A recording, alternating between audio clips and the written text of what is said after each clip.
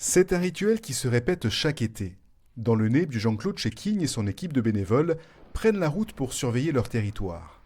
Au moindre panache de fumée, l'alerte est immédiatement donnée. Ancien sapeur-pompier volontaire, il dirige depuis 10 ans la réserve communale de Barbadio, une mission de proximité au service de la prévention des feux de forêt. Alors cette histoire, elle a commencé en août 2016, suite à un incendie que nous avons eu sur la commune. Un incendie qui est parti du côté du col de Teguim, qui est arrivé sur Olmet, les Toudes, et voilà. Donc on est parti de là à vouloir créer une surveillance. Au départ, c'était une surveillance. Voilà. Déjà en saison, on va dire en été, quoi, saison feu.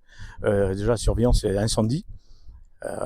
Moindre fumée suspecte, nous avertissons le SDIS. Et ensuite, il nous est arrivé de faire des AVP, des accidents de la voie publique, prévenir, alerter, secourir. Ça, nous l'avons eu l'an dernier sur un accident sur Barbage. L'hiver, c'est les intempéries, comme on a eu l'an dernier, il y a pas longtemps. On est là toute l'année. Alors. Sur le terrain, le travail se fait en étroite collaboration avec le SIS de la Haute-Corse. À l'approche de la saison estivale, le service d'incendie et de secours a réuni récemment l'ensemble des réserves communales du département pour renforcer la coordination entre tous les acteurs. Aujourd'hui, la Haute-Corse compte 15 réserves.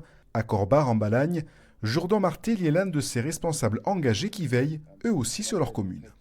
On a recruté actuellement 4 personnes, dont des femmes.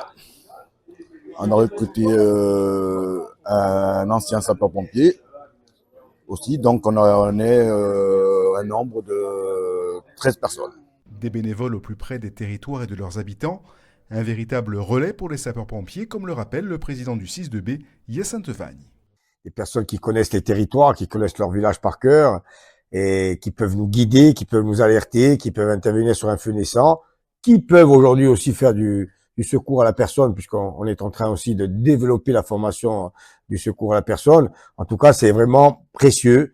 Donc, c'est une vraie plus-value dans le dispositif aujourd'hui qu'on met en place. En tout cas, je tenais vraiment à les recevoir, les féliciter aussi pour tout le travail qu'ils font et les valoriser. Je pense que c'est vraiment quelque chose d'important pour eux et pour nous.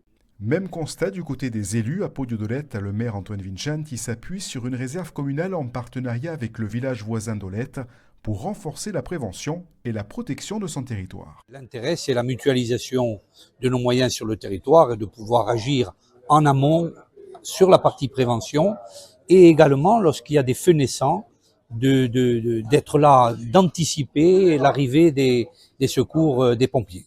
Être bénévole dans une réserve communale, c'est avant tout un engagement citoyen, donner de son temps, protéger son village et contribuer aux côtés des sapeurs-pompiers à défendre un territoire auquel on est profondément attaché, comme le souligne Jean-Claude Chéquigne.